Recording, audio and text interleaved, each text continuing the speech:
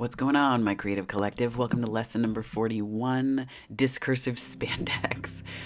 So this is really about, this is based on A Course in Miracles workbook lesson, or inspired by it, of the same number. It's this idea that what we think about not only expands, but the ways that we allow templating and paradigms to expand within us, and the ways that we think about our power and our light through them, and the ways that we conceive of our power equally so. Lesson 41 for A Course in Miracles talks about cures, and it's such a fascinating concept to think with. Now, this isn't talking, this is like more conceptualizing the abstract of it and thinking with, as opposed to addressing medical cures. So just to clear that up, because the semantics of it is, it can be a fine line, and folks might be like willing or ready to take things out of context. So just to clarify that, we don't consider things from the reality of what's actually happening. We often think in the reality of the problem, and as it beyond the issues that the course brings up in terms of what's real, right? What's real,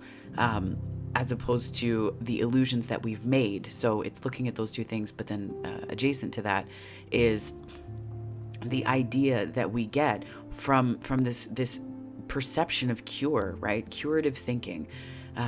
So cure, it implies an absence, whereas I think about the other side of this, not to create a binary, but if 2 points were to exist on a spectrum that went well beyond this, they might look like cure and healing. When we look outwards for cure, we're like cure. We look for the absolute. We look for the absolute and the sort of extreme ends of things without considering the nuances in between, right? Now, creatively speaking, this doesn't just apply to like making art, to painting, to creating, to writing. It's not just those things. This is how we create our world too, right? We prize cure. There's a great book. I had the absolute joy of reading this in one of the days that I was tucked away in the library at school, and loved it.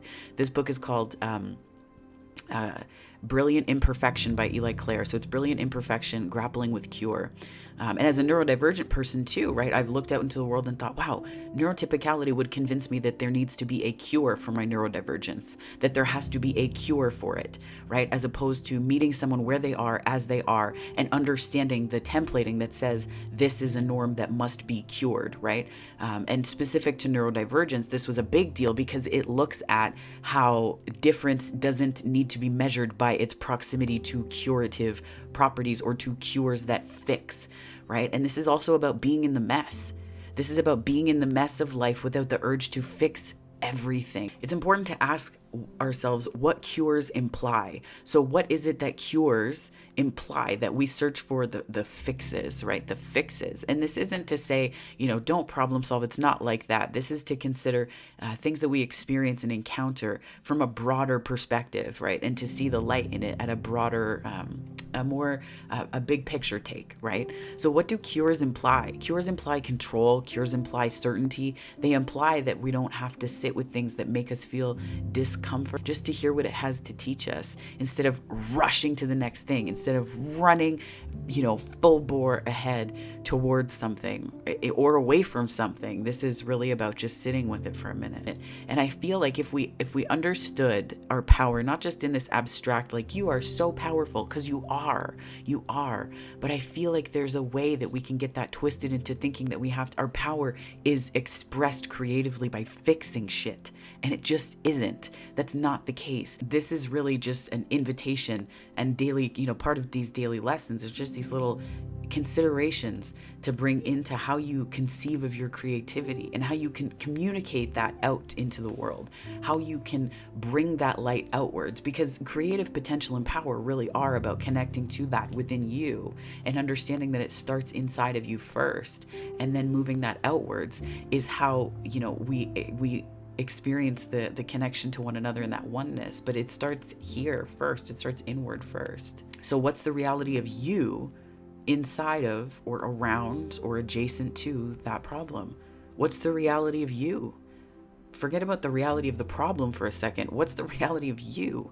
Cures really only ever address the illusions of reality as well, right? These quick fixes, it's not fixing the root cause of things. It's fixing the illusion that you've created about it. And usually that illusion is based in a disconnect from the nature of who you are and what you're capable of, what's possible for you, that implication of holiness and light because you're here. Our culture can reward curative thinking, where we, like, curative thinking also says, relative to this book, like, let's colonize space.